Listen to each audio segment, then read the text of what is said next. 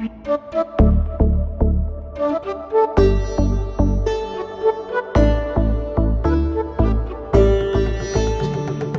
for joining us and welcome to part 4 of our Royal Enfield adventure, where we'll be taking you through the stunning Zanskar Valley. In this episode, we end up spending a night with the locals, helping out others with stranded vehicles at a challenging river crossing and taking our bikes up the toughest ascent yet. So here we are in Leh, having showered, got everything ready again, doing a few touristy bits, we were ready to hit the road. A friend of ours had suggested another route. So instead of taking the main road all the way, we split off at this arrow. And unfortunately Google didn't like the route, so I can't show you exactly where it was, but it follows the valley just north of the main road. It took us along some really nice dusty trails as well as smooth tarmac, but most importantly we weren't sharing the road with any other traffic. This wasn't the quickest route, by quite a long way, but it was stunning and we stumbled across sacred shrines, remote villages and remarkable views. Getting back on the bikes after having had a few days to relax and unwind in Leh was like discovering a new way to breathe. The moment you kick the engine into life, well, for me anyway, Christine had a push start, there's a resonance that seems to match the land itself, rugged, vast and ancient. Having had some time to process the last part of our adventure in Ladakh, we were ready for the next part. The pulses of the city, its monasteries, sights and smells, along with the people bustling through it, slowly transforms your pace. But as soon as your wheels start turning and you escape, you're back on the bike. You find a freedom that is amplified by the landscapes you're cutting across, where mountain ridges rise like Earth's own spine and skies are endlessly open.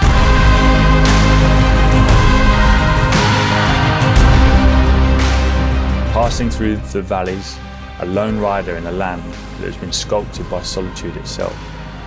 Here, riding isn't about getting somewhere fast, it's about a feeling. Feeling the bike, feeling the road, feeling yourself. Not in a weird way either. Having been riding for a while, we stumbled across these flags. We wondered what it was. I told Christine we needed to walk up the path. Begrudgingly, she did. She joined me. We kept going. We found this cool little shrine nestled away. It wasn't much higher than the road, but because of the altitude, it felt like a long way up. Plus we hadn't been doing much exercise. We then found this awesome little door, clearly made for people much smaller than myself, with an incredible view. Having stumbled into this meditation cave by accident, I researched it when I came down. It's the Dakmar meditation cave, and it's also known as the Guru Rinpoche cave, as it is said that he meditated here during his journey through the Himalayas. The cave has become an important pilgrimage destination for Buddhists and other spiritual seekers. Although we could have spent quite some time here, we were eager to get back on the bikes and enjoy the beautiful weather that was getting given to us, taking in all of the mountain peaks surrounding us, winding our way through all the little villages, waving at all the people that we did see, which wasn't all that many, until we got stopped by the police here.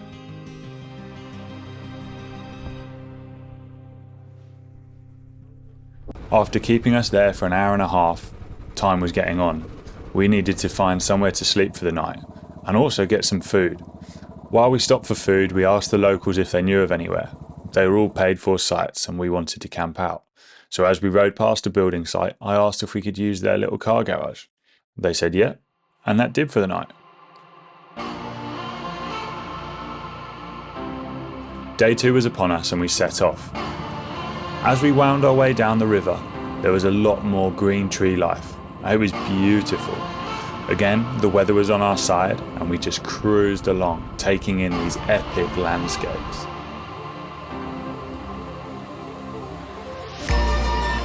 These roads were truly remarkable feats of engineering, and a bit terrifying at times too, especially if you got caught out coming round a corner with a truck coming the other way. Winding down the narrow valleys, following the curves of the rivers, carving out their paths on sheer cliffs that dropped hundreds of feet down to the water below. In many places, there's barely enough space for one vehicle, let alone two. The road conditions can vary dramatically too. They're frequently unpaved, with loose gravel and sudden rockfalls, especially during or after rain. Add in the high altitudes and low oxygen, and driving around here is as much an adventure as it is a journey. Despite the risks, the roads offer jaw-dropping views. You get to see an amazing contrast between the rugged cliffs and the peaceful winding rivers below. And when the light hits just right, the landscapes are out of this world. Yeah!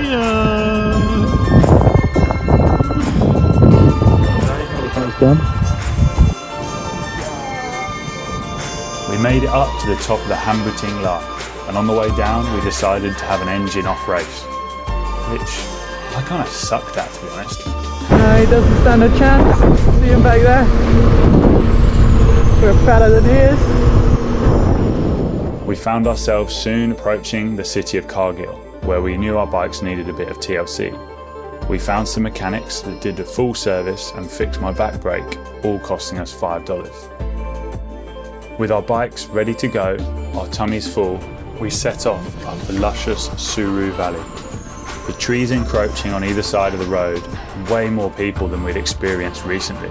Although we were enjoying the riding, the day was coming to an end and we needed to find somewhere to camp. We took this little side road with a group of Indians building the road. They were far more interested in a photo shoot than helping us. However, once the photo shoot was done, we explained to them that we needed somewhere to camp. They were more than happy to help us once they understood exactly what it was we wanted. This guy pointed us in the right direction and gave us a really nice spot under the tree. Thank you so much. Yes.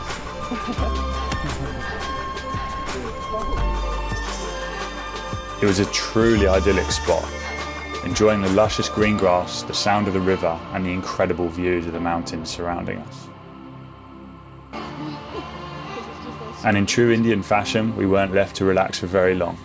They came and invited us for a drink at theirs, which turned out to be less than 100 metres away. They were camping too and wanted to tell all their friends and family that we were with them.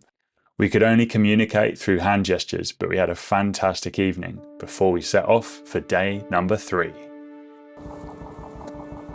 Having got the photo shoot out of the way the night before, leaving was actually relatively easy. We said our goodbyes and we got out and onto the road. Today we were going to carry on heading up the valley. We didn't really know what the day had in store for us. We hadn't done much research on what we were going to be seeing. However, we knew what direction we were heading in and we got on with it. If we wanted to stop, we stopped. If we wanted to ride, we ride. We had little gestures that we gave to each other if either of us needed a chai tea or we wanted to stop and enjoy the view. Or we'd just stop anyway. We hadn't done all that much riding before Christine signalled she wanted to go for breakfast. So we stopped at a local hotel en route and we bumped into a group of Indians. They were super friendly, very knowledgeable on the local area and spoke almost perfect English.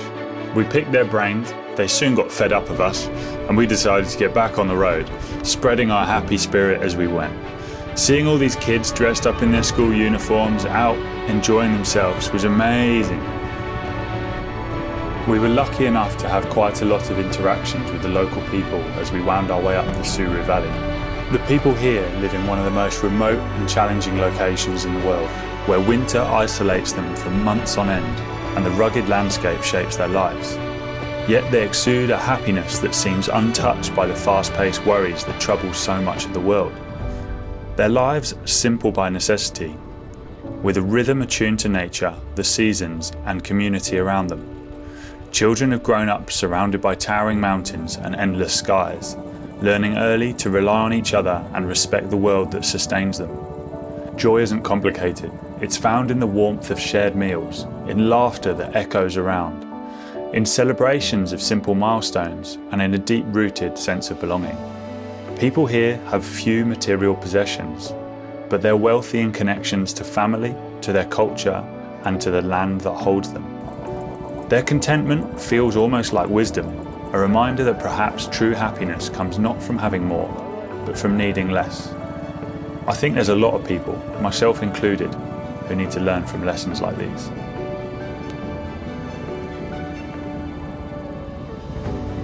Having made several stops for some nice chai tea breaks, we carried on winding our way up the valleys. As you can see here, we got closer and closer to the snow line. All of the green trees and foliage started disappearing. Everything got dustier, the road started disintegrating, and the views got more and more spectacular. The air was cleaner, fresher, and an awful lot thinner. We had come from Kargil, which sits just below 2,700 metres, and we are heading for the Penzi La Pass, which sits at 4,400. And just as a rule of thumb, if there's no rain falling and you're not actually in a cloud, the temperature change usually goes by about 1 degree for every 100 metres that you go up, meaning that we were now 17 degrees colder than we were at Kargil. As we were riding along, we overtook another Western rider. This was the first we had seen on all our trip, so we stopped for a chat. I got a friend! It was safe to say that Christine was fairly excited about this interaction. We introduced ourselves properly during a rest stop, swapping stories over some chai tea. She was new to riding with little experience on such treacherous paths, but her determination was admirable. Her aim was simple, to explore these mountains alone and uncharted in a way that few would dare. Her boyfriend was at home and didn't want to come, to which I've got no idea why. Hope that's still working out. Just like the Indians that took us under their wing back at Somariri, we did so with her. We rode alongside her, sharing tips on handling the tricky terrain, navigating the sharp bends, and coaxing our bikes through the loose gravel and mud. She learned quickly, gaining more and more confidence with each turn, and our trio found a quiet rhythm amidst the rugged backdrop of the impressive Himalayas. The photos here were taken on top of the Penzi La Pass, which was absolutely incredible, overlooking the Drang Drung Glacier. It was also the official finish to the Suru Valley, and dropping from here meant we were taking ourselves deeper into the Zanskar Valley. The adventure was only beginning, but the road had deteriorated, we were riding through water, and it was awesome fun. The water was properly cold, it was all snow melt, and due to this year's unseasonable amount of snow, that meant we had an awful lot of water to get through. Then we came across our first actual semi-river crossing. I let the French girl go first, just in case anything went wrong.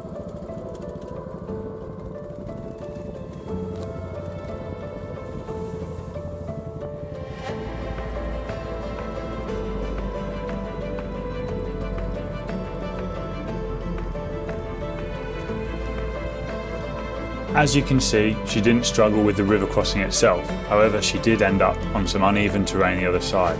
It was dusty, not very nice, and just lost the front wheel as she came back onto the road. Anyway, she hurt herself pretty badly and we just had to leave her there and crack on with our trip. Of course I'm joking. She had a bit of a dent to her confidence and a few dents to her bike as well, but she was absolutely fine. Nothing broken, nothing damaged. And the three of us carried on our journey. The day again was once closing and we needed to look for somewhere to stay. There weren't an overwhelming amount of options, so as soon as we found somewhere, we got ourselves booked in and stayed the night. We had a local chef who cooked us up some delicious treats and we could think about day 4. We set off as a group very early and it was quite clear from the off that we were going to have some challenging river crossings. It didn't freeze overnight, meaning that there was a hell of a lot of water on the road. We stayed together and made sure everyone rode safely through each river crossing.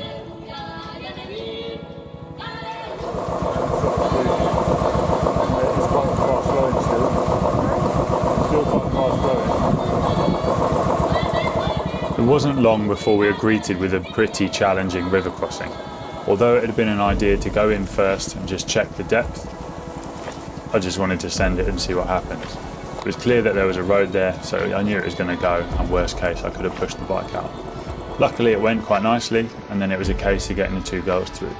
They both did fantastically well, but this was all a new experience to them.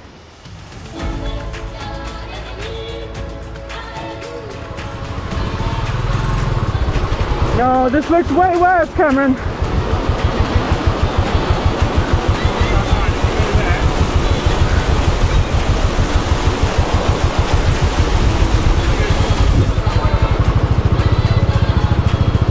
I'm not making it through there.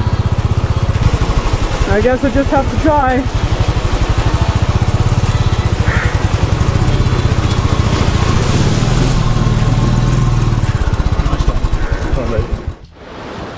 man, some of these river crossings are pretty scary. Trying to get the French girl across. She dropped her bike. And I think she's quite scared. I mean, that car stuck is a tricky one.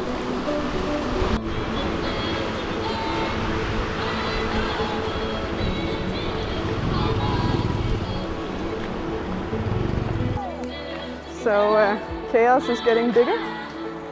Now there's 2 trucks stuck. French girl stuck. And we got the 3 bikes across at least. Once our bikes were across, I stripped down to my boxers, got in the water and helped push the cars out. Then we got on our way.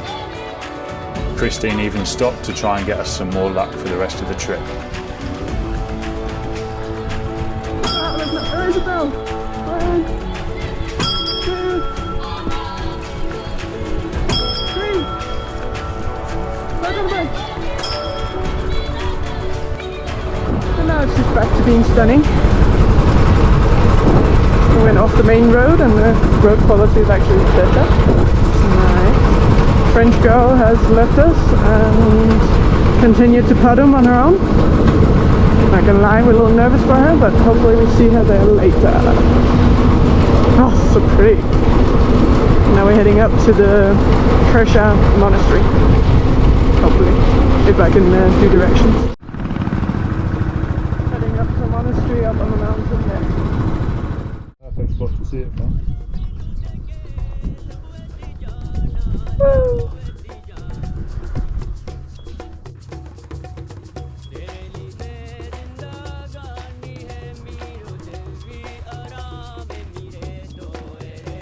We probably didn't take the most direct route, but we did have a lot of fun on the bikes finding the Khai Monastery. And once we got a good viewpoint of it, it was absolutely stunning. Khai is the largest and most important monastery in Zanskar. It has ancient rock carvings there that date it back to around 1,000 years ago. The monastery is located about 11 kilometers away from the town of Padum, which is where we were heading next. We needed to go there to top our bellies up, most importantly, and of course our bikes as well. As we were riding through the desert-like terrain, we'd see dust devils like this, which when we're paragliding are probably one of the worst things you can see. On the bikes, however, they were just impressive. Just like this group of yaks cruising down the road.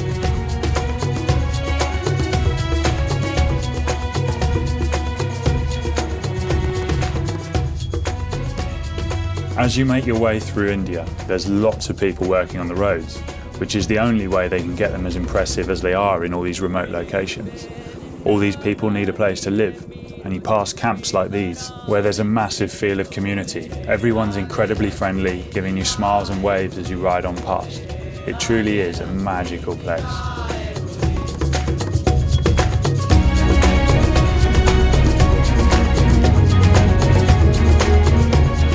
Found ourselves battling once more, trying to find a place to put our heads down before the sun beat us to it. Although we could have camped, the price of the little huts with a comfy bed was next to nothing. They also provided food, and due to the fact we weren't carrying any, we would have to find someone to provide that for us anyway. We stumbled across a little village called Kalk. This was Ishan, our host for the night. He was one of the 79 people that lived here. We had a nice comfy bed, went for a little walk to have a look at the road tomorrow and got ourselves prepared. So we are staying in this place here, police check post here, and then this is our route to ride to Kalk. All the way up here. Looks a bit damp.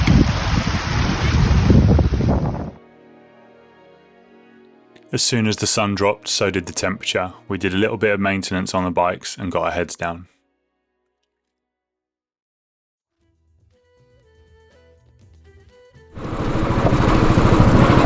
We're a couple of hours too late. We were meant to leave at like 6 in the morning, left at 8. So we'll see if we end up with a lot of water problems, because they have an unseasonal amount of snow, and it's melting quickly because it's burning hot. And everybody's been warning us about this pass. It's so bad, really bad, so dangerous, so much water.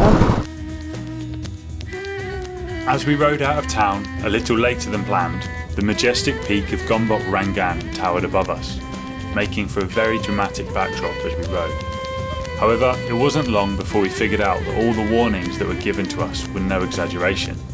It wasn't just a bit of water on the roads, and although none of it was particularly deep, it made for some very interesting riding.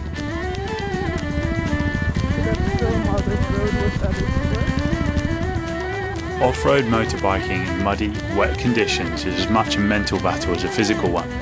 There is something magical about riding in unpredictable terrain like this, forcing you to confront your limits with every twist of the throttle and every slip of the tyre.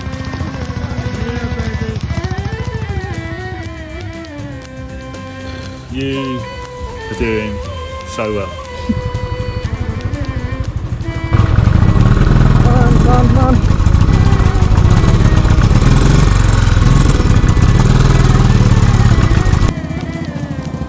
With water gushing down the incline, turning the trail into a slick, unpredictable riverbed, the challenge is relentless. Icy air bites at your face, the tyres slide, and every rock and groove tests your control and balance. It's hard, cold, and relentless, and that's exactly what makes it so exhilarating. In these moments, every sense is heightened. The roar of the engine echoes against the snow-laden cliffs, the natural landscape is surreal, and the trail feels like it's alive. And we did it! Yeah, so it's better to take it the other way around, to be fair. Much rather have ridden down that than up it. That was the most challenging riding I've ever done. Christine wasn't wrong, it was bloody hard work. And by the time we had crested the pass and looked down, we were part of the mountains. Having faced them and earned our place, we drank our chai tea and then headed down.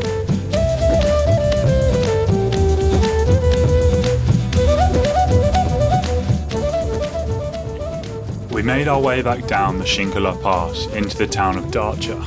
It felt strange riding on roads with traffic again. All of the horns, the dust, the animals and the noise.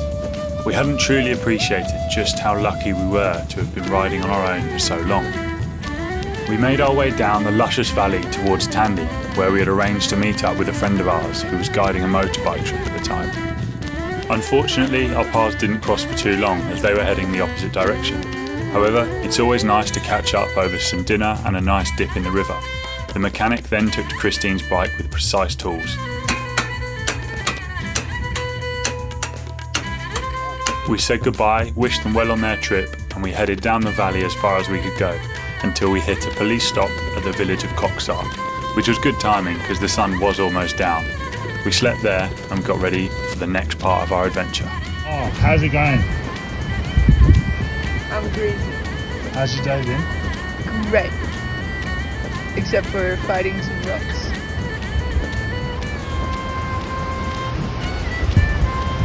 Zanskar Valley was complete and we now laid on the trailhead to enter the Spiti Valley.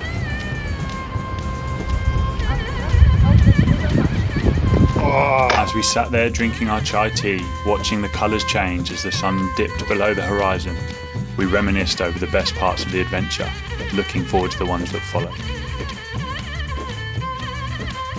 Join us next time where we take on the infamous Spiti Valley circuit, including our toughest river crossing yet, goats on a cliff, tricky terrain and heaps more water. If you enjoyed this video, please help me out by liking and subscribing to the channel. Thank you so much for watching, take care of yourself and get outside as much as you can.